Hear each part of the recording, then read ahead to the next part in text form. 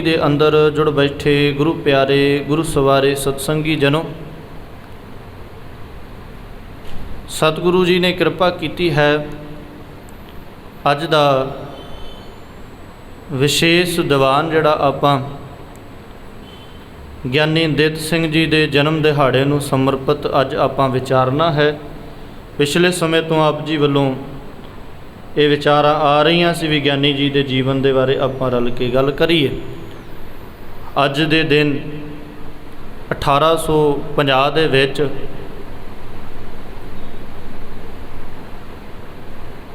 ਇਹ ਮਹਾਨ ਸ਼ਖਸੀਅਤ ਜਨਮ ਲੈਂਦੀ ਹੈ। ਉਹਨਾਂ ਦਾ ਜੀਵਨ ਬੜੇ ਹੀ ਕਮਾਲ ਦਾ। 1901 ਦੇ ਵਿੱਚ ਇਹ ਇਸ ਦੁਨੀਆ ਤੋਂ ਤੁਰ ਜਾਂਦੇ ਨੇ। ਤਕਰੀਬਨ 50-52 ਸਾਲ ਦੀ ਉਹਨਾਂ ਦੀ ਉਮਰ ਜਿਹੜੀ ਹੈ ਉਹਨਾਂ ਨੇ ਇਸ ਦੁਨੀਆ ਦੇ ਵਿੱਚ ਹੰਡਾਈ ਹੈ। ਸਤਿਗੁਰੂ ਜੀ ਰਹਿਮਤ ਕਰਨ। ਆਓ ਗੁਰੂ ਅਸੀਸ ਸਾਂਝੀ ਕਰੀਏ ਜੀ। ਵਾਹਿਗੁਰੂ ਜੀ ਕਾ ਖਾਲਸਾ, ਵਾਹਿਗੁਰੂ ਜੀ ਕੀ ਫਤਿਹ। ਗਿਆਨੀ ਦਿੱਤ ਸਿੰਘ ਜੀ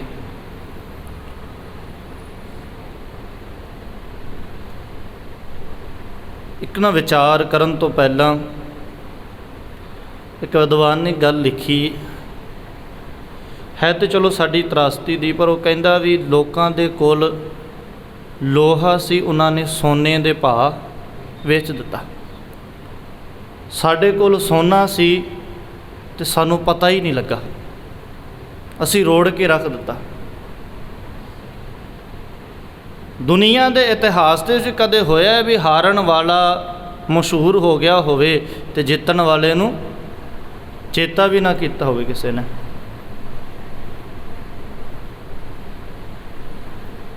ਕਿਉਂਕਿ ਇਹ ਅੱਜ ਦੀ ਗੱਲ ਨਹੀਂ ਹੈ, ਗੱਲ ਉੱਥੇ ਹਾਰ ਜਾਂ ਜਿੱਤ ਦੀ ਨਹੀਂ ਸੀ। ਗਿਆਨੀ ਦਿੱਤ ਸਿੰਘ ਜੀ ਉਹ ਸ਼ਖਸੀਅਤ ਹੈ ਜਿਨ੍ਹਾਂ ਨੇ ਆਪਣੇ ਜੀਵਨ ਦੇ ਵਿੱਚ ਆਰੀਆ ਸਮਾਜ ਦੇ ਵੱਡੇ ਪ੍ਰਮੁੱਖ ਪ੍ਰਚਾਰਕ ਨੂੰ, ਜਿਹਨੇ ਆਰੀਆ ਸਮਾਜ ਦਾ ਮੁੱਢ ਬੰਨਿਆ ਹੈ, ਉਹਨੂੰ 3 ਵਾਰ ਵਿਚਾਰ ਚਰਚਾ ਦੇ ਵਿੱਚ ਹਰਾਇਆ ਹੈ। ਤੇ ਹਰਾਉਣ ਦਾ ਮਕਸਦ ਇਹ ਨਹੀਂ ਸੀ ਮੈਂ ਬਹੁਤਾ ਗਿਆਨੀ ਤੇ ਤੈਨੂੰ ਆਂਦਾ ਕੱਖ ਨਹੀਂ ਨਾ। ਹਰਾਉਣ ਦਾ ਮਕਸਦ ਸਿਰਫ ਇੰਨਾ ਸੀ, ਆਰੀਆ ਸਮਾਜ ਦਾ ਮੋਢੀ ਸਵਾਮੀ ਦਇਆਨੰਦ ਉਹ ਗੁਰੂ ਨਾਨਕ ਸਾਹਿਬ ਜੀ ਦੇ ਬਾਰੇ ਕੁਝ ਇੱਦਾਂ ਦੇ ਲਫ਼ਜ਼ ਬੋਲਦਾ ਹੈ ਆਪਣੇ ਗ੍ਰੰਥ ਦੇ ਵਿੱਚ। ਜਦੋਂ ਉਹ ਲਿਖਦਾ ਹੈ, ਉਹ ਇਹ ਗੱਲ ਕਹਿੰਦਾ ਹੈ ਵੀ ਗੁਰੂ ਨਾਨਕ ਸਾਹਿਬ ਜੀ ਨੂੰ ਕੋਈ ਬਹੁਤਾ ਗਿਆਨ ਹੈ ਨਹੀਂ ਸੀ। ਗੁਰੂ ਨਾਨਕ ਸਾਹਿਬ ਜੀ ਨੂੰ ਸੰਸਕ੍ਰਿਤ ਦਾ ਕੋਈ ਬਹੁਤਾ ਜਾਣਕਾਰੀ ਨਹੀਂ ਸੀ, ਕੋਈ ਪਤਾ ਨਹੀਂ ਸੀ। ਤੇ ਗਿਆਨੀ ਦਿੱਤ ਸਿੰਘ ਜੀ ਕਹਿੰਦੇ ਵੀ ਗੁਰੂ ਨਾਨਕ ਸਾਹਿਬ ਜੀ ਤੇ ਬੜੀ ਵੱਡੀ ਗੱਲ ਹੈ ਜਿਨ੍ਹਾਂ ਦੇ ਉੱਤੇ ਤੂੰ ਸਵਾਲ ਕਰ ਰਹੇ ਹੈ। ਗੁਰੂ ਨਾਨਕ ਦੀ ਸਿੱਖੀ ਦਾ ਮੈਂ ਕਿਣਕਾ ਵੀ ਨਹੀਂ, ਪਰ ਮੈਨੂੰ ਗੁਰੂ ਨਾਨਕ ਦਾ ਥਾਪੜਾ ਹੈ ਵੀ ਮੇਰੇ ਸਾਹਮਣੇ ਤੂੰ ਜਿੱਤ ਨਹੀਂ ਸਕਦਾ।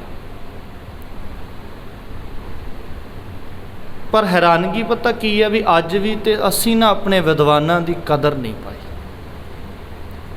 ਸਾਡੀ ਕੌਮ ਨੇ ਵਿਦਵਾਨਾਂ ਦੀ ਕਦਰ ਨਹੀਂ ਪਾਈ। ਇਸ ਤਰੀਕੇ ਦੇ ਨਾਲ ਨਹੀਂ ਹੁੰਦਾ। ਜਿਨ੍ਹਾਂ ਨੇ ਕੌਮ ਨੂੰ ਸਾਂਭਣਾ ਹੁੰਦਾ, ਜਿਹੜੇ ਵਿਦਵਾਨ ਹੁੰਦੇ ਨੇ, ਜਿਨ੍ਹਾਂ ਨੇ ਇਤਿਹਾਸ ਲਿਖਣੇ ਤੇ ਰਚਣੇ ਹੁੰਦੇ ਨੇ, ਉਹਨਾਂ ਦੀਆਂ ਉਮਰਾਂ ਲੰਘ ਜਾਂਦੀਆਂ ਨੇ।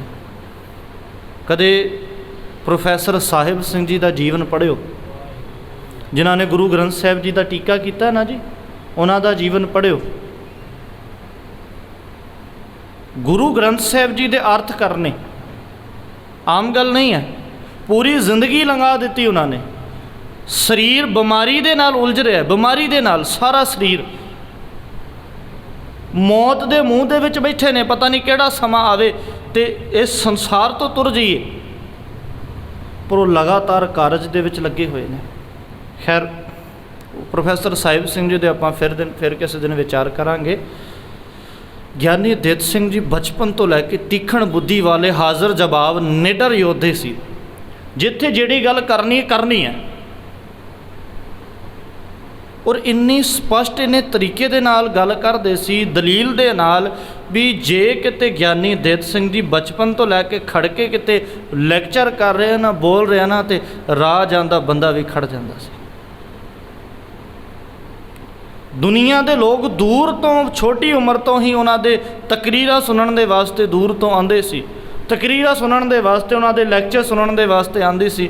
ਤੁਸੀਂ ਹੈਰਾਨ ਹੋਵੋਗੇ, ਸਾਰੇ ਲੋਕ ਗੱਲਾਂ ਸੁਣ ਸੁਣ ਕੇ ਇੰਨੇ ਖੁਸ਼ ਹੁੰਦੇ ਸੀ। ਉਮਰ ਬਾਲੜੀ ਹੈ, ਗਿਆਨ ਬਹੁਤ ਹੈ, ਬੜੇ ਖੁਸ਼ ਹੁੰਦੇ ਸੀ। ਪਰ ਜਦੋਂ ਦੀਵਾਨ ਦੀ ਸਮਾਪਤੀ ਬਾਅਦ ਦੇਗ ਵਰਤਾਈ ਜਾਂਦੀ ਸੀ ਨਾ, ਤੇ ਉਹਨੂੰ ਜੋੜਿਆਂ ਦੇ ਵਿੱਚ ਬਿਠਾ ਕੇ ਫਿਰ ਦੇਗ ਦਿੱਤੀ ਜਾਂਦੀ ਸੀ। ਬੋਲਦਾ ਸੋਹਣਾ ਹੈ ਪਰ ਨੀਵੀਂ ਜ਼ਾਤ ਦਾ ਹੈ। ਸਿੱਖੀ ਦੇ ਵਿੱਚ ਕਿੱਡਾ ਵੱਡਾ ਯੋਧਾ ਹੋਏਗਾ, ਉਹਨੇ ਕਦੇ ਨਹੀਂ ਸ਼ਿਕਵਾ ਕੀਤਾ। ਉਹਨੇ ਜੋੜੇ ਦੇ ਵਿੱਚ ਬਿਠਾਇਆ, ਉਹਨੇ ਕਈ ਵਾਰ ਦੇਗ ਡਿੱਗ ਪੈਣੀ, ਉਹਨਾਂ ਨੇ ਉੱਥੋਂ ਚੁੱਕ ਕੇ ਤੇ ਛਕ ਲੈਣੀ। ਅਗਲੀ ਵਾਰ ਫਿਰ ਉੱਥੇ ਹੀ ਬੋਲਣ ਦੇ ਵਾਸਤੇ ਆ ਜਾਣਾ, ਫਿਰ ਲੈਕਚਰ ਕਰਨਾ ਉੱਥੇ ਆ ਕੇ। ਲਗਾਤਾਰ ਇਹ ਸਮਾਂ ਚੱਲਦਾ ਰਿਹਾ। ਆਰਿਆ ਸਮਾਜ ਜਿਹੜਾ ਉਹ ਲਗਾਤਾਰ ਆਪਣੇ ਪ੍ਰਚਾਰ ਦੌਰੇ ਨੂੰ ਵਧਾ ਰਿਹਾ ਹੈ। ਉਹਨਾਂ ਨੇ ਬੰਬੇ ਦੇ ਵਿੱਚ ਵੀ ਆਪਣਾ ਜਿਹੜਾ ਉਹ ਸ਼ੁਰੂਆਤ ਕੀਤੀ ਆਰਿਆ ਸਮਾਜ ਦੀ। ਔਰ ਜਿਹੜੇ ਵੱਡੇ ਵੱਡੇ ਸ਼ਹਿਰ ਸੀ, ਉਹਨੇ ਆਪਣੀ ਜਿਹੜੀ ਉਹ ਪ੍ਰਚਾਰਨ ਦਾ ਯਤਨ ਕੀਤਾ। ਹੁਣ ਇੱਥੇ ਥੋੜ੍ਹਾ ਜਿਹਾ ਸਮਝ ਲਈਏ ਆਰਿਆ ਸਮਾਜ ਦੇ ਬਾਰੇ। ਜਿਹੜਾ ਸਵਾਮੀ ਦਇਆਨੰਦ ਹੈ, ਸਵਾਮੀ ਦਇਆਨੰਦ ਦਾ ਜਿਹੜਾ ਜਨਮ ਹੁੰਦਾ ਹੈ ਉਹ ਗੁਜਰਾਤ ਦੇ ਵਿੱਚ ਹੁੰਦਾ ਹੈ। ਤੇ ਗੁਜਰਾਤ ਦੇ ਵਿੱਚ ਉਸ ਘਰਾਣੇ ਦੇ ਵਿੱਚ ਜਨਮ ਹੁੰਦਾ ਹੈ ਜਿਹੜਾ ਕਿ ਹਿੰਦੂ ਮਤ ਦੇ ਨਾਲ ਬੜਾ ਜੁੜਿਆ ਹੋਇਆ ਹੈ। ਬੜੇ ਪੁਜਾਰੀ ਜਿਹੜੇ ਆਪਣੇ ਫਰਜ਼ਾਂ ਨੂੰ ਸਮਝਾਉਣ ਵਾਲੇ, ਜਿੱਦਾਂ ਆਪਾਂ ਕਹਿੰਦੇ ਵੀ ਇਹ ਪਰਿਵਾਰ ਮਰਿਆਦਾ ਦੇ ਮੁਤਾਬਕ ਤੁਰਦਾ। ਆਪਾਂ ਜਦੋਂ ਸਿੱਖੀ ਦੀ ਗੱਲ ਕਰਦੇ ਹਾਂ ਤਾਂ ਉਹ ਆਪਣੀ ਮਰਿਆਦਾ ਦੇ ਮੁਤਾਬਕ ਚੱਲਣ ਵਾਲੇ, ਪੂਜਾ ਕਰਨ ਵਾਲੇ ਸਾਰੇ ਜੁੜੇ ਹੋਏ ਸੀ। ਹੁਣ ਇਸ ਗੱਲ ਦੇ ਵਿੱਚ ਕੋਈ ਸ਼ੱਕ ਨਹੀਂ ਵੀ ਗਿਆਨ ਦਇਆਨੰਦ ਨੂੰ ਵੀ ਬਹੁਤ ਸੀ, ਕਾਫੀ ਗਿਆਨ ਸੀ। ਬਚਪਨ ਤੋਂ ਲਗਾਤਾਰ ਉਹ ਚੱਲ ਰਿਹਾ। ਹੁਣ ਜੋ ਉਹਨਾਂ ਤੋਂ ਮਿਲਿਆ ਵੀ ਸ਼ਿਵਰਾਤਰੀ ਵਾਲੇ ਦਿਨ ਸਾਰੇ ਟੱਬਰ ਨੇ ਪੂਜਾ ਕੀਤੀ। ਪੂਜਾ ਕਰਨ ਤੋਂ ਬਾਅਦ ਜਿਹੜੀ ਸ਼ਿਵ ਜੀ ਦੀ ਮੂਰਤੀ ਸੀ ਉਹਨੂੰ ਭੋਗ ਲਾਇਆ। ਭੋਗ ਲਾਉਣ ਤੋਂ ਬਾਅਦ ਰਾਤ ਪੈ ਗਈ ਤੇ ਬਚਪਨ ਦੇ ਵਿੱਚ ਉਹ ਬੱਚਾ ਅਚਾਨਕ ਉਹਨੇ ਵੇਖਿਆ ਵੀ ਜਿਹੜਾ ਭੋਗ ਅਸੀਂ ਰੱਬ ਭਗਵਾਨ ਨੂੰ ਲਾਇਆ ਸੀ ਮੂਰਤੀ ਦੇ ਵਾਸਤੇ, ਮੂਰਤੀ ਦੇ ਉੱਤੇ ਇੱਕ ਚੂਹਾ ਘੁੰਮ ਰਿਹਾ। ਉਹ ਬੜਾ ਹੈਰਾਨ ਹੋਇਆ। ਜਿਸ ਰੱਬ ਦੇ ਅੱਗੇ ਅਸੀਂ ਆਪਣੀ ਸਲਾਮਤੀ ਦੀ ਅਰਦਾਸ ਕਰ ਰਹੇ ਹਾਂ, ਜਿਸ ਰੱਬ ਦੇ ਅੱਗੇ ਅਸੀਂ ਇਹ ਪੂਜਾ ਕਰ ਰਹੇ ਹਾਂ ਵੀ ਇਹ ਸਾਨੂੰ ਬਚਾਵੇ, ਇਹਦੇ ਉੱਤੇ ਚੂਹਾ ਫਿਰ ਰਿਹਾ ਤੇ ਇਹਨੇ ਆਪਣੇ ਆਪ ਨੂੰ ਤੇ ਬਚਾਇਆ ਨਹੀਂ। ਹੁਣ ਇੱਥੋਂ ਇਹਦੇ ਮਨ ਦੇ ਵਿੱਚ ਸਵਾਲ ਪੈਦਾ ਹੋਇਆ। ਫਿਰ ਲਗਾਤਾਰ ਅੱਗੇ ਵਧਦੇ ਇਹਨਾਂ ਨੇ ਫਿਰ ਵੇਦਾਂ ਦੇ ਉੱਤੇ ਜਿਹੜਾ ਹੈ ਉਹ ਜ਼ੋਰ ਦਿੱਤਾ ਵੀ ਅਸਲ ਤੱਥ ਵੇਦ ਹੈ ਤੇ ਵੇਦ ਨੂੰ ਪੜ੍ਹਨ ਦੇ ਵਾਸਤੇ ਸੰਸਕ੍ਰਿਤ ਜ਼ਰੂਰੀ ਹੈ। ਤੇ ਇਹਨਾਂ ਦਾ ਸਭ ਤੋਂ ਵੱਧ ਪ੍ਰਚਾਰ ਜਿਹੜਾ ਉਹ ਪੰਜਾਬ ਵੱਲ ਵਧਿਆ। ਉਹਦਾ ਇੱਕ ਕਾਰਨ ਹੈ, ਪੰਜਾਬ ਦੇ ਵੱਲ ਪ੍ਰਚਾਰ ਕਿਉਂ ਵੱਧਦਾ ਹੈ। ਆਰੀਆ ਸਮਾਜ ਕਹਿੰਦੇ ਨੇ ਵੀ ਮੂਰਤੀ ਪੂਜਾ ਨਹੀਂ ਕਰਨੀ ਚਾਹੀਦੀ, ਗਲਤ ਹੈ। ਪੰਜਾਬ ਦੀ ਧਰਤੀ ਤੇ ਗੁਰੂ ਨਾਨਕ ਸਾਹਿਬ ਜੀ ਨੇ ਇਹ ਗੱਲ ਪਹਿਲਾਂ ਹੀ ਕਰ ਦਿੱਤੀ ਸੀ। ਆਰੀਆ ਸਮਾਜ ਕਹਿੰਦਾ ਹੈ ਜ਼ਾਤ ਪਾਤ ਨਹੀਂ ਹੁੰਦੀ। ਸਿੱਖ ਤੇ ਪਹਿਲਾਂ ਹੀ ਮੰਨ ਕੇ ਬੈਠੇ ਨੇ ਵੀ ਜਾਤ ਪਾਤ ਕੁਝ ਨਹੀਂ ਹੁੰਦੀ। ਹੁਣ ਕੁਝ ਕੁ ਵਿਚਾਰਾਂ ਜਿਹੜੀਆਂ ਉਹ ਸਿੱਖਾਂ ਨੂੰ ਲੱਗੀਆਂ ਵੀ ਇਹ ਸਹੀ ਗੱਲ ਹੈ, ਇੱਥੋਂ ਤੱਕ ਠੀਕ ਹੈ। ਹੁਣ ਉਹਨੂੰ ਪੈਰ ਰੱਖਣ ਨੂੰ ਜਗ੍ਹਾ ਮਿਲ ਗਈ। ਦੂਜੀ ਗੱਲ ਇਹ ਹੈ ਵੀ ਸੰਸਕ੍ਰਿਤ ਦਾ ਬਹੁਤਾ ਪ੍ਰਚਾਰ ਨਹੀਂ ਸੀ ਪੰਜਾਬ ਵੱਲ, ਬੰਗਾਲ ਵੱਲ ਨਹੀਂ ਗਿਆ ਇਹ। ਉਹਦਾ ਕੀ ਕਾਰਨ ਸੀ? ਬੰਗਾਲ ਦੀ ਧਰਤੀ ਤੇ ਜਿਹੜੇ ਵਿਦਵਾਨ ਪੰਡਤ ਨੇ, ਜਿਨ੍ਹਾਂ ਨੂੰ ਵੇਦਾਂ ਦਾ ਗਿਆਨ ਹੈ, ਜਿਹੜੇ ਸੰਸਕ੍ਰਿਤ ਦੇ ਵਿਦਵਾਨ ਨੇ, ਉਹਨਾਂ ਨੂੰ ਪਤਾ ਸੀ, ਉੱਧਰ ਨਹੀਂ ਗਿਆ। ਹੁਣ ਪੰਜਾਬ ਵਾਲਿਆਂ ਨੇ ਹੌਲੀ ਹੌਲੀ ਆਪਣਾ ਪ੍ਰਚਾਰ ਕਰਨਾ ਸ਼ੁਰੂ ਕੀਤਾ, ਆਪਣੇ ਲੈਕਚਰ ਕਰਨੇ, ਤਕਰੀਰਾਂ ਕਰਨੀਆਂ, ਲੋਕਾਂ ਨੇ ਜੁੜਨਾ। ਔਰ ਲੋਕ ਇਸ ਗੱਲ ਤੋਂ ਜੁੜਦੇ ਸੀ ਕੋਈ ਨਵੀਂ ਗੱਲ ਸੁਣਨ ਨੂੰ ਮਿਲ ਰਹੀ ਹੈ। ਹੁਣ ਇੱਕ ਨਾ ਪੰਜਾਬੀ ਦੇ ਵਿੱਚ ਕਹਾਵਤ ਹੈ, ਉਹਨੂੰ ਕਹਿੰਦੇ ਅੰਨਿਆਂ 'ਚ ਕਾਣਾ ਰਾਜਾ। ਹੁਣ ਕੋਈ ਇੱਥੇ ਆ ਕੇ ਸੰਸਕ੍ਰਿਤ ਦੀ ਗੱਲ ਕਰੀ ਜਾਵੇ, ਹੁਣ ਜੇ ਮੈਨੂੰ ਪਤਾ ਹੀ ਕੱਖ ਨਹੀਂ ਤਾਂ ਮੈਂ ਤਾਂ ਇਹ ਕਹਾਂਗਾ ਵਾਹ ਕਿਆ ਬਾਤ ਹੈ, ਬੜਾ ਕਮਾਲ ਦਾ ਬੋਲਦਾ ਹੈ ਜੀ। ਜੇ ਅਗਲੇ ਨੂੰ ਪਤਾ ਹੋਵੇ, ਜੇ ਉਹਦੇ ਬਾਰੇ ਸਮਝ ਹੋਵੇ ਤੇ ਅਗਲਾ ਸਵਾਲ ਵੀ ਕਰੇਗਾ। ਉਹ ਸੁਭਾਵਕ ਹੈ। ਉਹ ਆਰੀਆ ਸਮਾਜ ਦੇ ਨਾਲ ਲੋਕ ਜੁੜਦੇ ਗਏ। ਫਰਕ ਇਹ ਨਹੀਂ ਸੀ, ਗੁਰੂ ਗਿਆਨੀ ਦਿੱਤ ਸਿੰਘ ਜੀ ਨੂੰ ਇਹ ਨਹੀਂ ਸੀ ਵੀ ਉਹ ਆਪਣੇ ਧਰਮ ਦਾ ਪ੍ਰਚਾਰ ਕਿਉਂ ਕਰ ਰਿਹਾ। ਗੱਲ ਇਹ ਆਪਣੇ ਧਰਮ ਦਾ ਪ੍ਰਚਾਰ ਕਰੇ, ਦੂਜੇ ਦੇ ਧਰਮ ਦੇ ਬਾਰੇ ਗਲਤ ਬੋਲ ਕੇ। ਸਮਾਂ ਚੱਲਦਾ ਗਿਆ। ਇਹਨਾਂ ਨੇ ਇੱਕ ਆਪਣੇ ਵੱਲੋਂ ਸਾਰੀ ਇੱਕ ਬਾਗ ਦੇ ਵਿੱਚ ਇਹਨਾਂ ਨੇ ਆਪਣੀ ਵਿਚਾਰ ਚਰਚਾ ਰੱਖੀ। ਸਵਾਮੀ ਦਇਆਨੰਦ ਜੀ ਨੇ, ਲੋਕ ਆ ਕੇ ਜੁੜੇ ਬੈਠੇ।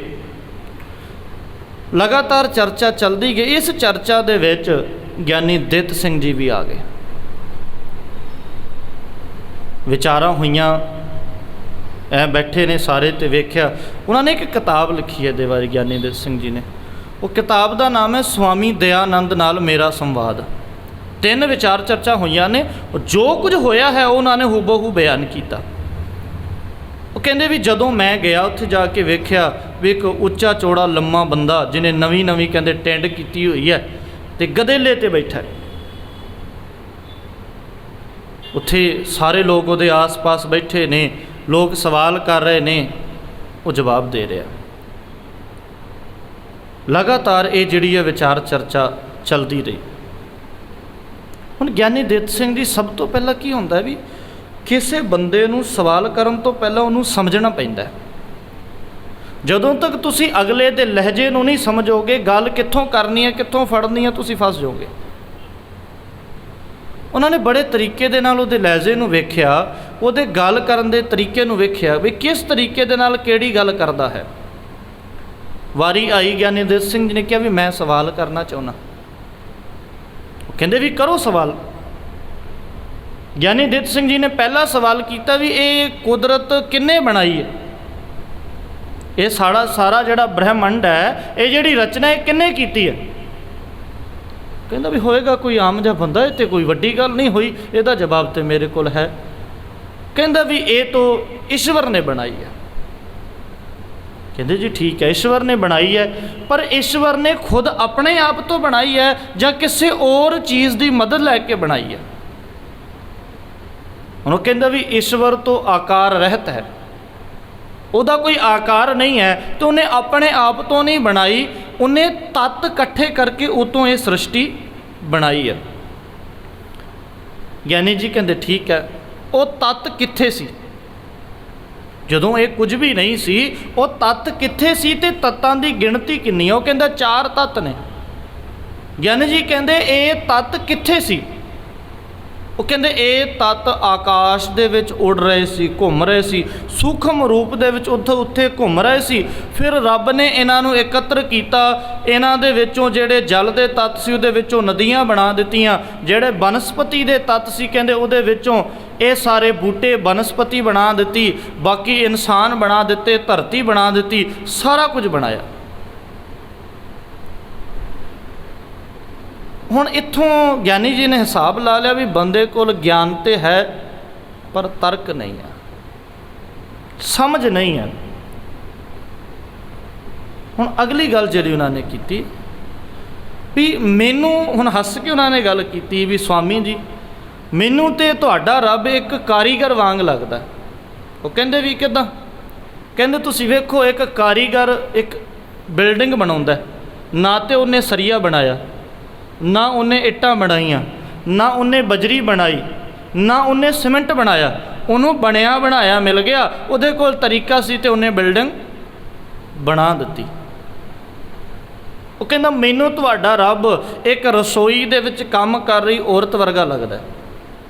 कहंदे भी किवें।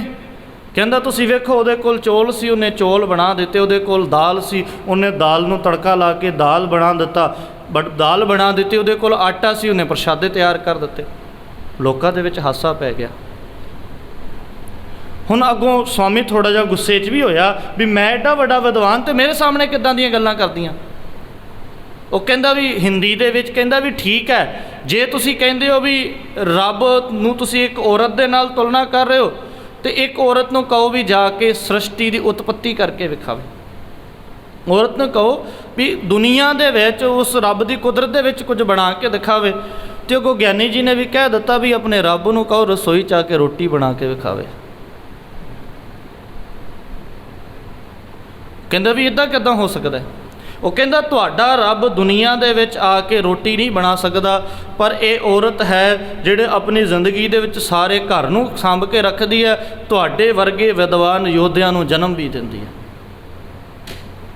सारे लोगों के विच ये चर्चा हो गई। फिर उन्होंने वो सवाल किया भी 5 तत्त कित्थों आए ने। कि रब जिहड़ी दुनिया इस कुदरत नूं बना रहा है वो किसी चीज़ की मदद के नाल बना रहा है। इहदा मतलब रब ने नहीं बनाई, रब तो वड्डे तत्त होए जिहड़े तत्त तुसीं दस रहे हो, उन्हां तत्तां नूं मिलाया, तत्त रब तो वड्डे होए ते रब दे इकल्ले नहीं बनाई, रब तो पहला कोई सी फिर बनाई है। इस विचार चर्चा दे विच जो है वो स्वामी जी फस गए। फिर ज्ञानी जी ने सवाल किया भी ये किदां बनी है। वो कहते भी असीं तो कह दिता भी 4 तत्तां तो बनी है। फिर बार बार फिर आखिरकार जदों लोकां दे विच ये सारी गल फैल चुकी, लोग समझ चुके, तालियां मार रहे हैं, तो आखिरकार उन्होंने कहना पे भी ठीक है तू जित गया मैं हार गया। ये सी पहली विचार। इस तो बाद दूजी बार इन्होंने एक और जिहड़ी है विचार चर्चा रखी। वो विचार चर्चा का विषय रखा इन्होंने जिहड़े वेद ने वो रब दी किरत ने, रब ने बनाए हुए ने, ये विषय रखा। तो और इहदा ये रखा गया सी सैमीनार आपां कह लईए भी 3 दिन ज्ञानी जी जिहड़ा स्वामी है उन्हें लैक्चर करना दयानंद ने। चौथे दिन उस ही लैक्चर दे विचों जो कीता है उहदे विचों सवाल कीते जाणगे।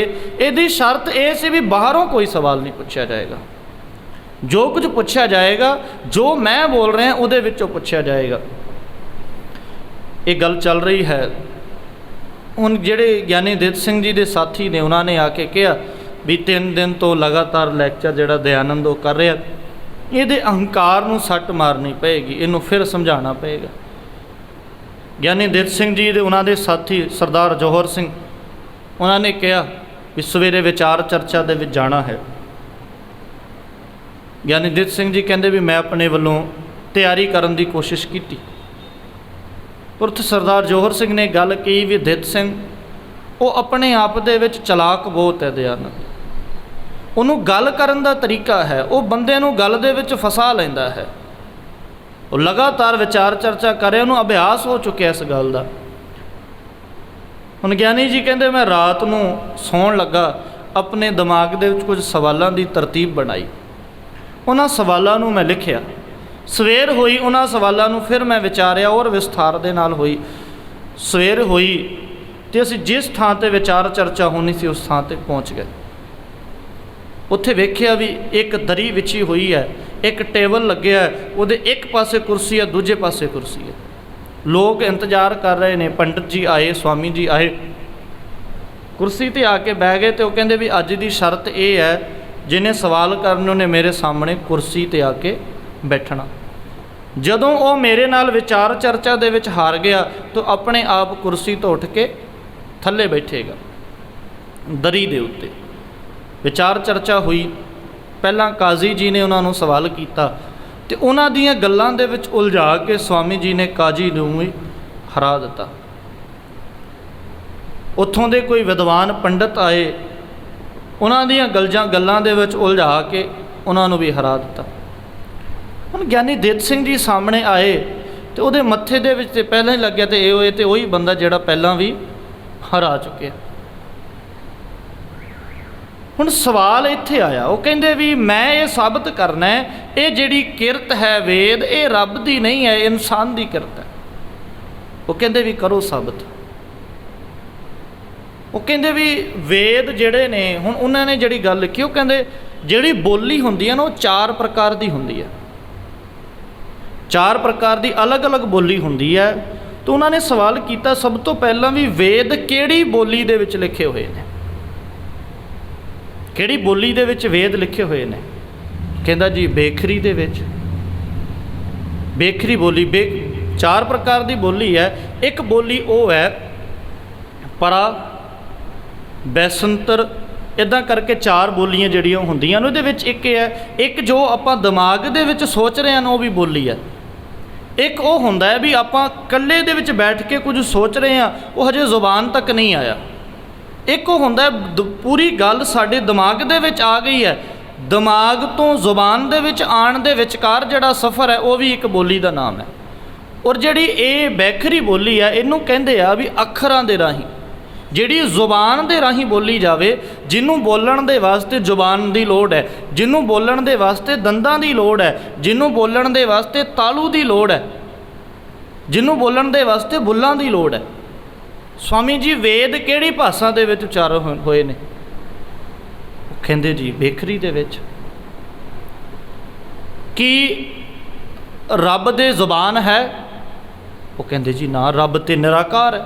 ਉਹ ਤਾਂ ਪਹਿਲਾਂ ਹੀ ਕਹਿੰਦੇ ਰੱਬ ਦਾ ਕੋਈ ਆਕਾਰ ਨਹੀਂ। ਹੁਣ ਸਵਾਮੀ ਇਸ ਗੱਲ ਦੇ ਵਿੱਚ ਫਸ ਗਏ। ਪਹਿਲਾਂ ਤੇ ਮੈਂ ਕਹਿ ਰਿਹਾ ਵੀ ਵੇਦ ਕਿਹਦੀ ਕਿਰਤ ਹੈ? ਰੱਬ ਦੀ। ਫਿਰ ਮੈਂ ਕਹਿ ਰਿਹਾ ਵੀ ਰੱਬ ਜਿਹੜੀ ਰੱਬ ਨੇ ਵੇਦ ਲਿਖੇ ਨੇ ਉਹ ਕਿਸ ਭਾਸ਼ਾ ਦੇ ਵਿੱਚ ਲਿਖੇ ਨੇ? ਬੇਖਰੀ ਦੇ ਵਿੱਚ। ਹੁਣ ਇਸ ਗੱਲ ਦਾ ਗਿਆਨ ਤੇ ਦਿੱਤ ਸਿੰਘ ਨੂੰ ਵੀ ਹੈ ਵੀ ਬੇਖਰੀ ਬੋਲਣ ਦੇ ਵਾਸਤੇ ਜ਼ੁਬਾਨ ਦੀ ਲੋੜ ਹੈ, ਤੇ ਜ਼ੁਬਾਨ ਉਹਦੀ ਹੁੰਦੀ ਹੈ ਜਿਹਦਾ ਆਕਾਰ ਹੁੰਦਾ ਆ। ਲੋਕਾਂ ਨੂੰ ਵੀ ਪਤਾ ਲੱਗ ਗਿਆ, ਲੋਕ ਵੀ ਇਸ ਗੱਲ ਦੇ ਨਾਲ ਸਹਿਮਤ ਹੋਏ। ਹੁਣ ਦੂਜੀ ਵਿਚਾਰ ਚਰਚਾ ਦੇ ਵਿੱਚ ਵੀ ਸਵਾਮੀ ਜੀ ਦੇ ਕੋਲ ਕੋਈ ਜਵਾਬ ਨਹੀਂ, ਨਿਰੁੱਤਰ ਹੋ ਗਏ। ਆਖਿਰਕਾਰ ਆਪਣੇ ਵੱਲੋਂ ਇਹ ਬੰਦੇ ਦਾ ਹਥਿਆਰ ਹੁੰਦਾ ਹੈ ਵੀ ਬੰਦੇ ਨੂੰ ਜਦੋਂ ਜਵਾਬ ਨਾ ਆਵੇ ਨਾ ਉਦੋਂ ਗੁੱਸਾ ਆ ਜਾਂਦਾ। ਬੜਾ ਗੁੱਸਾ ਆਪਣੇ ਵੱਲੋਂ ਕੀਤਾ, ਪਰ ਲੋਕ ਬੈਠੇ ਸੀ, ਲੋਕਾਂ ਦੇ ਵਿੱਚ ਇੱਜ਼ਤ ਮਾਣ ਵੀ ਸੀ, ਆਪਣੇ ਆਪ ਵਿਚਾਰ ਚਰਚਾ ਰੱਖੀ ਸੀ। ਗਿਆਨੀ ਦਿੱਤ ਸਿੰਘ ਜੀ ਨੇ ਤਾਂ ਆ ਕੇ ਨਹੀਂ ਨਾ ਕਿਹਾ ਸੀ ਵੀ ਮੇਰੇ ਨਾਲ ਵਿਚਾਰ ਕਰ। ਵਿਚਾਰ ਕਰਨ ਦੇ ਵਾਸਤੇ ਰੱਖਿਆ ਸੀ ਦਇਆਨੰਦ ਨੇ, ਸਗੋਂ ਉਹ ਵਿਚਾਰ ਕਰਨ ਦੇ ਵਾਸਤੇ ਗਿਆਨੀ ਜੀ ਆਏ। ਮੈਂ ਸੰਖੇਪ ਦੇ ਵਿੱਚ ਅਗਲੀ ਗੱਲ ਵੀ ਕਰਕੇ ਫਿਰ ਆਪਾਂ ਸਮਾਪਤੀ ਕਰਨੀ। ਤੀਜੀ ਵਿਚਾਰ ਚਰਚਾ ਹੁੰਦੀ ਹੈ। ਹੁਣ ਤੀਜੀ ਵਿਚਾਰ ਚਰਚਾ ਦਾ ਜਿਹੜਾ ਵਿਸ਼ਾ ਹੈ ਉਹ ਹੈ ਮੁਕਤੀ। ਮੁਕਤੀ ਦੇ ਉੱਤੇ ਬੜਾ ਲੰਮਾ ਚੌੜਾ ਲੈਕਚਰ ਕੀਤਾ। ਲੈਕਚਰ ਕਰਨ ਤੋਂ ਬਾਅਦ ਫਿਰ ਗਿਆਨੀ ਜੀ ਨੇ ਹੱਥ ਖੜਾ ਕੀਤਾ ਵੀ ਮੈਂ ਸਵਾਲ ਕਰਨਾ। ਉਹ ਕਹਿੰਦੇ ਜੀ ਕਰੋ।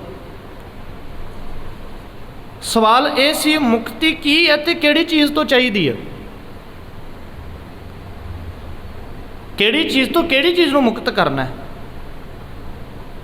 ਉਹ ਕਹਿੰਦੇ ਵੀ ਜੇ ਮੁਕਤੀ ਕੇਵਲ ਤੇ ਕੇਵਲ ਸਰੀਰ ਤੋਂ ਆਤਮਾ ਦੀ ਹੈ ਤੇ ਉਹਦੇ ਵਾਸਤੇ ਕੋਈ ਲੋੜ ਨਹੀਂ। ਜਦੋਂ ਤੱਕ ਬੰਦਾ ਜਿਉਂਦਾ ਉਦੋਂ ਤੱਕ ਠੀਕ ਹੈ, ਜਦੋਂ ਬੰਦੇ ਦੀ ਮੌਤ ਹੋਏਗੀ ਤੇ ਸਰੀਰ ਤੋਂ ਆਤਮਾ ਨੇ ਨਿਕਲ ਹੀ ਜਾਣਾ ਹੈ। ਕਿਹੜੀ ਚੀਜ਼ ਤੋਂ ਮੁਕਤੀ ਚਾਹੀਦੀ ਹੈ? ਹੁਣ ਅੱਜ ਸਾਡੇ ਸਾਹਮਣੇ ਅੱਜ ਵੀ ਅਸੀਂ ਮੁਕਤੀ ਕਰਦੇ ਦੌੜਦੇ ਫਿਰਦੇ ਹਾਂ ਵੀ ਮੁਕਤੀ ਹੋ ਜੇ। ਮੁਕਤੀ ਹੈ ਅਸਲ ਦੇ ਵਿੱਚ ਮੁਕਤੀ ਹੈ ਕਾਹਤੋਂ? ਕਿਹੜੀ ਚੀਜ਼ ਤੋਂ ਸਾਨੂੰ ਮੁਕਤੀ ਚਾਹੀਦੀ ਹੈ? ਵੀ ਉਹ ਕਿਹੜੀ ਚੀਜ਼ ਹੈ ਜਿਸ ਤੋਂ ਅਸੀਂ ਮੁਕਤ ਹੋਣਾ? ਹੁਣ ਸਵਾਲ ਬੜਾ ਕਮਾਲ ਦਾ ਕੀਤਾ। ਹੁਣ ਆਪਣੇ ਵੱਲੋਂ ਗਿਆਨੀ ਜੀ ਦੇ ਸਵਾਲ ਨੂੰ ਵੇਖ ਕੇ ਦਇਆਨੰਦ ਨਾ ਇੱਧਰੋਂ ਉੱਧਰੋਂ ਗੱਲਾਂ ਘੁਮਾ ਕੇ ਇਹਦੇ ਵਿੱਚੋਂ ਇਹ ਹੁੰਦਾ ਹੈ, ਇਹਦੇ ਵਿੱਚੋਂ ਇਹ ਹੁੰਦਾ ਹੈ। ਹੁਣ ਜਦੋਂ ਸਾਰੀਆਂ ਗੱਲਾਂ ਸਾਹਮਣੇ ਆ ਗਈਆਂ, ਲੋਕਾਂ ਨੇ ਫਿਰ ਸਪਸ਼ਟ ਕਰ ਦਿੱਤਾ ਵੀ ਗੱਲ ਦਾ ਜਵਾਬ ਕੋਈ ਹੈ ਨਹੀਂ। ਫਿਰ ਗਿਆਨੀ ਦਿੱਤ ਸਿੰਘ ਜੀ ਨੇ ਸਪਸ਼ਟ ਹੋ ਕੇ ਗੱਲ ਕਹੀ, ਸਵਾਮੀ ਜੀ ਤੁਸੀਂ ਆਪਣੇ ਆਪ ਦੇ ਵਿੱਚ ਲੋਕਾਂ ਦੇ ਸਾਹਮਣੇ ਭਾਵੇਂ ਵਿਦਵਾਨ ਬਣਦੇ ਹੋ, ਲੋਕਾਂ ਦੇ ਸਾਹਮਣੇ ਆਪਣੇ ਆਪ ਨੂੰ ਸ੍ਰੇਸ਼ਟ ਦੱਸਦੇ ਹੋ, ਸੱਚਾਈ ਇਹ ਹੈ ਵੀ ਤੁਹਾਨੂੰ ਕੋਈ ਇੰਨਾ ਗਿਆਨ ਹੈ ਨਹੀਂ। ਇਸ ਕਰਕੇ ਗਿਆਨੀ ਹੋਣਾ ਚੰਗੀ ਗੱਲ ਹੈ, ਅਹੰਕਾਰੀ ਹੋਣਾ ਮਾੜੀ ਗੱਲ ਹੈ। 3 ਵਾਰ ਵਿਚਾਰ ਚਰਚਾ ਦੇ ਵਿੱਚ ਹੈਰਾਨ ਤੋਂ ਬਾਅਦ ਸਵਾਮੀ ਨੇ ਇਹ ਗੱਲ ਕੀਤੀ ਵੀ ਸਿੱਖ ਗੁਰੂ ਸਾਹਿਬਾਨ ਦੇ ਜੀਵਨ ਦੇ ਉੱਤੇ ਤੇ ਕੀ ਸਵਾਲ ਕਰਨਾ। ਮੈਂ ਅੱਜ ਤੋਂ ਬਾਅਦ ਕਿਸੇ ਸਿੱਖ ਬੱਚੇ ਨੂੰ ਵੀ ਸਵਾਲ ਨਹੀਂ ਕਰਾਂਗਾ। ਗੁਰੂ ਨਾਨਕ ਸਾਹਿਬ ਜੀ ਨੂੰ ਤੇ ਮੈਂ ਕੀ ਨੀਵਾਂ ਕਹਿਣਾ, ਮੈਂ ਸਿੱਖ ਬੱਚੇ ਦੇ ਨਾਲ ਵੀ ਸਵਾਲ ਨਹੀਂ ਕਰਾਂਗਾ। ਹਾਰ ਮੰਨੀ। ਮੈਂ ਜਿੱਥੋਂ ਗੱਲ ਦੀ ਸ਼ੁਰੂਆਤ ਕੀਤੀ ਸੀ, ਜਿੱਥੇ ਮਰਜ਼ੀ ਤੁਰ ਜਾਓ ਤੁਹਾਨੂੰ ਦਇਆਨੰਦ ਦੇ ਨਾਂ 'ਤੇ ਕਾਲਜ ਵੀ ਮਿਲਣਗੇ, ਤੁਹਾਨੂੰ ਦਇਆਨੰਦ ਦੇ ਨਾਂ 'ਤੇ ਹਸਪੀਟਲ ਵੀ ਮਿਲਣਗੇ, ਤੁਹਾਨੂੰ ਦਇਆਨੰਦ ਦੇ ਨਾਂ 'ਤੇ ਰਸਤਿਆਂ ਦੇ ਮਾਰਗਾਂ ਦੇ ਸੜਕਾਂ ਦੇ ਨਾਮ ਵੀ ਮਿਲਣਗੇ, ਤੁਹਾਨੂੰ ਸਵਾਮੀ ਦਇਆਨੰਦ ਦੇ ਨਾਮ 'ਤੇ ਸੁਸਾਇਟੀਆਂ ਦੇ ਨਾਮ ਮਿਲਣਗੇ, ਤੁਹਾਨੂੰ ਸਵਾਮੀ ਦਇਆਨੰਦ ਦੇ ਨਾਮ 'ਤੇ ਟਰਸਟ ਦੇ ਨਾਮ ਮਿਲਣਗੇ। ਸਵਾਮੀ ਦੇ ਸਾਰੇ ਲੋਕਾਂ ਨੂੰ ਪਤਾ ਹੈ, ਪਰ ਗਿਆਨੀ ਦਿੱਤ ਸਿੰਘ ਜੀ ਦੇ ਬਾਰੇ ਸਾਨੂੰ ਖੁਦ ਨੂੰ ਵੀ ਨਹੀਂ ਪਤਾ, ਸਾਨੂੰ ਸਿੱਖਾਂ ਨੂੰ ਨਹੀਂ ਪਤਾ। ਗਿਆਨੀ ਦਿੱਤ ਸਿੰਘ ਜੀ ਉਹ ਇਨਸਾਨ ਨੇ ਜਿਹੜੇ ਪ੍ਰੋਫੈਸਰ ਗੁਰਮੁਖ ਸਿੰਘ ਜੀ ਦੇ ਵਿਚਾਰ ਤੋਂ ਪ੍ਰਭਾਵਿਤ ਹੁੰਦੇ ਨੇ। ਪ੍ਰੋਫੈਸਰ ਗੁਰਮੁਖ ਸਿੰਘ ਜੀ ਦੇ ਵਿਚਾਰ ਤੋਂ ਪ੍ਰਭਾਵਿਤ ਹੋ ਕੇ ਇਹ ਉਹ ਦੋਵੇਂ ਯੋਧੇ ਨੇ ਜਿਸ ਸਮੇਂ ਦੇ ਵਿੱਚ ਦਰਬਾਰ ਸਾਹਿਬ ਦੀ ਪਰਿਕਰਮਾ ਵਿੱਚ ਮੂਰਤੀਆਂ ਲੱਗ ਗਈਆਂ ਸੀ। ਜਿਹੜੀ ਦਰਬਾਰ ਸਾਹਿਬ ਦੀ ਪ੍ਰਕਰਮਾ ਦੇ ਵਿੱਚ ਆਪਾਂ ਜਾਂਦੇ ਨਾ, ਉੱਥੇ ਮੂਰਤੀਆਂ ਲੱਗੀਆਂ ਹੋਈਆਂ ਸੀ। ਉੱਥੇ ਬੇਦੀ ਖਾਨਦਾਨ ਦੇ ਆਪਣਾ ਗੱਦੀ ਲਾ ਕੇ ਬੈਠਦੇ ਸੀ। ਕਾਨ ਸਿੰਘ ਜੀ ਨਾਭਾ, ਪ੍ਰੋਫੈਸਰ ਗੁਰਮੁਖ ਸਿੰਘ, ਭਾਈ ਵੀਰ ਸਿੰਘ, ਇਹ ਬੜੇ ਯੋਧੇ ਨੇ ਜਿਨ੍ਹਾਂ ਨੇ ਉਹਦਾ ਖੇਮ ਸਿੰਘ ਬੇਦੀ ਦਾ ਗੱਦਾ ਚੁੱਕ ਕੇ ਤੇ ਸਰੋਵਰ 'ਚ ਸੁੱਟਿਆ ਸੀ। ਉਹਨਾਂ ਸਾਰੀਆਂ ਮੂਰਤੀਆਂ ਨੂੰ ਚੁੱਕ ਕੇ ਪਰੇ ਕੀਤਾ ਸੀ ਵੀ ਇਹ ਪਵਿੱਤਰ ਸਥਾਨ ਹੈ, ਇੱਥੇ ਮਰਿਆਦਾ ਦੇ ਮੁਤਾਬਕ ਸਾਰਾ ਕੁਝ ਹੋਣਾ ਚਾਹੀਦਾ। ਔਰ ਮੈਂ ਮਹਾਰਾਜ ਦੀ ਹਜ਼ੂਰੀ 'ਚ ਇਹ ਗੱਲ ਕਹਾਂ, ਜੇ ਇਹ ਯੋਧੇ ਇੰਨੀ ਮਿਹਨਤ ਨਾ ਕਰਦੇ ਤੇ ਅੱਜ ਗੁਰਦੁਆਰਿਆਂ ਤੇ ਮੰਦਰਾਂ ਦੇ ਵਿੱਚ ਕੋਈ ਅੰਤਰ ਨਾ ਹੁੰਦਾ। ਜਿਨ੍ਹਾਂ ਨੇ ਆਪਾ ਵਾਰਿਆ, ਜਿਨ੍ਹਾਂ ਨੇ ਇੰਨੀ ਮਿਹਨਤਾਂ ਕੀਤੀਆਂ, 50 ਤੋਂ ਵੱਧ ਕਿਤਾਬਾਂ ਲਿਖੀਆਂ ਗਿਆਨੀ ਦਿੱਤ ਸਿੰਘ ਜੀ ਨੇ। ਉਹਦੇ ਵਿੱਚ ਕਿਤਾਬ ਹੈ ਗੁੱਗਾ ਗਪੋੜ, ਬੜੀ ਕਮਾਲ ਦੀ ਕਿਤਾਬ ਹੈ। ਹੁਣ ਉਹਨਾਂ ਨੇ ਜਿਹੜੇ ਤਰਕ ਕੀਤੇ ਨਾ ਉਹ ਬੜੇ ਕਮਾਲ ਦੇ ਆ। ਗਿਆਨੀ ਦਿੱਤ ਸਿੰਘ ਜੀ ਦੀ ਦਲੀਲ ਦਾ ਕੋਈ ਜਵਾਬ ਨਹੀਂ ਸੀ ਹੁੰਦਾ, ਦਲੀਲ ਬੜੇ ਤਰੀਕੇ ਦੇ ਨਾਲ ਦਿੰਦੇ ਸੀ। ਹੁਣ ਉਹਨਾਂ ਨੇ ਦਲੀਲ ਇਹ ਦਿੱਤੀ, ਹੁਣ ਮੈਂ ਉਹਨਾਂ ਦੀ ਕਿਤਾਬ ਵਿੱਚੋਂ ਇਹ ਗੱਲ ਬੋਲ ਰਿਹਾ ਕਿਉਂਕਿ ਇਹ ਗੱਲ ਥੋੜ੍ਹੀ ਜਿਹੀ ਬਰਦਾਸ਼ਤ ਕਰਨੀ ਔਖੀ ਹੈ, ਸਾਨੂੰ ਅਜੀਬ ਜੀ ਲੱਗੇਗੀ। ਉਹ ਕਹਿੰਦੇ ਵੀ ਮੈਂ ਹੈਰਾਨ ਹੋਣਾ, ਅੱਜ ਵੀ ਬੜੇ ਸਾਰੇ ਲੋਕ ਔਲਾਦ ਦੇ ਵਾਸਤੇ ਕਈ ਜਿਹੜੇ ਪਖੰਡੀ ਲੋਕ ਨੇ ਉਹਨਾਂ ਦੇ ਕੋਲ ਜਾਂਦੇ ਨੇ। ਕੋਈ ਫਰੂਟ ਲੈ ਕੇ ਚੁੱਕੀ ਫਿਰਦਾ ਵੀ ਆ ਸੇਬ ਝੋਲੀ ਦੇ ਵਿੱਚ ਪਾ ਦਿਓ ਜੀ, ਇਹਦੇ ਨਾਲ ਇਹ ਹੋ ਜਾਏਗਾ, ਇਹ ਉੱਥੇ ਜਾ ਕੇ ਅਰਦਾਸ ਕਰਾ ਲਓ, ਫਲਾਣੇ ਬਾਬੇ ਕੋਲ ਚੱਲ ਜਾਓ। ਉਹਨਾਂ ਨੇ ਗੁੱਗਾ ਗਪੋੜ ਦੇ ਵਿੱਚ ਬੜੀ ਕਮਾਲ ਦੀ ਗੱਲ ਲਿਖੀ। ਉਹ ਕਹਿੰਦਾ ਮੈਂ ਵੇਖਿਆ ਸਾਡੇ ਲਾਗੇ ਇੱਕ ਕਤੂਰੀ ਕੁੱਤੀ ਹੈ, ਮੈਂ ਨਾ ਕਹਿੰਦਾ ਮੈਂ ਉਹਨੂੰ ਕਦੇ ਕਿਸੇ ਬਾਬੇ ਕੋਲ ਜਾਂਦੇ ਨਹੀਂ ਵੇਖਿਆ, ਪਰ ਜਦੋਂ ਵੀ ਉਹ ਜਨਮ ਦਿੰਦੀ ਹੈ ਤੇ 10-15 ਉਹਦੇ ਜਿਹੜੇ ਬੱਚੇ ਉਹ ਹੁੰਦੇ ਨੇ, ਉਹ ਤੇ ਕਦੇ ਕਿਸੇ ਕੋਲ ਨਹੀਂ ਗਈ। ਇੱਕ ਉਹਨਾਂ ਨੇ ਹੋਰ ਤਰਕ ਕੀਤਾ ਸੀ, ਉਹਨਾਂ ਨੇ ਤਰਕ ਕੀਤਾ ਸੀ ਸ਼ਰਾਧ ਦੇ ਉੱਤੇ। ਉਹ ਕਹਿੰਦੇ ਭੋਲੇ ਲੋਗੋ, ਤੁਸੀਂ ਆਪਣੇ ਬਜ਼ੁਰਗ ਦੇ ਵਾਸਤੇ ਸ਼ਰਾਧ ਤੇ ਕਰਾਉਂਦੇ ਹੋ ਨਾ, ਤੁਸੀਂ ਇਹ ਵੀ ਕਹਿੰਦੇ ਹੋ ਵੀ ਸਾਡਾ ਬਜ਼ੁਰਗ ਜੂਨਾਂ ਦੇ ਵਿੱਚ ਗਿਆ। ਕਹਿੰਦਾ ਜੇ ਤੁਸੀਂ ਸ਼ਰਾਧ ਕਰਾ ਰਹੇ ਹੋ ਤੇ ਪਤਾ ਤੇ ਕਰ ਲਓ ਕਿਹੜੀ ਜੂਨ ਦੇ ਵਿੱਚ ਹੈ, ਵੀ ਜੋ ਉਹਨੂੰ ਜਿਹੜੀ ਜੂਨ ਦੇ ਵਿੱਚ ਹੈ ਕਿਤੇ ਇਹ ਨਾ ਹੋਵੇ ਵੀ ਉਹ ਬਣਿਆ ਹੋਵੇ ਕੁਝ ਹੋਰ ਤੇ ਤੁਸੀਂ ਖੀਰ ਹੀ ਖਵਾਈ ਜਾਓ। ਵੀ ਜੇ ਉਹ ਕਬੂਤਰ ਹੈ ਤੇ ਉਹਨੂੰ ਦਾਣੇ ਪਾਓ, ਵੀ ਜੇ ਉਹ ਕਿਤੇ ਗਧਾ ਘੋੜਾ ਆ ਤੇ ਉਹਨੂੰ ਫਿਰ ਉਹ ਖਵਾਓ, ਜੇ ਉਹ ਬੰਦਾ ਹੈ ਤੇ ਉਹਨੂੰ ਬੰਦਿਆਂ ਵਾਲਾ ਖਵਾਓ। ਕਿਤੇ ਇਹ ਨਹੀਂ ਵੀ ਉਹ ਕੁਝ ਹੋਰ ਹੈ ਤੁਸੀਂ ਕੁਝ ਹੋਰ ਖਵਾਈ ਜਾਂਦੇ ਹੋ। ਉਹਨਾਂ ਨੇ ਬੜੀਆਂ ਸਾਰੀਆਂ ਚੀਜ਼ਾਂ ਉਹਨਾਂ ਨੇ ਲਿਖੀਆਂ ਨੇ। ਲੋੜ ਇਹ ਹੈ ਵੀ ਇਹੋ ਜਿਹੇ ਯੋਧਿਆਂ ਨੂੰ ਚੇਤਾ ਰੱਖਣ ਦੀ।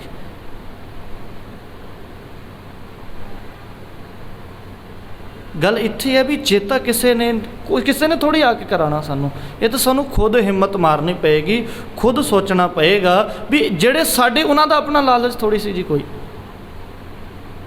ਉਹਨਾਂ ਨੇ ਖਾਲਸਾ ਅਖਬਾਰ ਸ਼ੁਰੂ ਕੀਤੀ ਤੇ ਅਖਬਾਰ ਸ਼ੁਰੂ ਕਰਨੀ, ਉਹ ਸਾਰੀ ਰਾਤ ਲਗਾ ਕੇ ਪਹਿਲਾਂ ਮਿਹਨਤ ਕਰਨੀ, ਉਹਨੂੰ ਲਿਖਣਾ, ਫਿਰ ਉਹਨੂੰ ਵੰਡਣਾ, ਪ੍ਰੈਸ ਛਾਪਣ ਤੋਂ ਬਾਅਦ ਫਿਰ ਵੰਡਣਾ।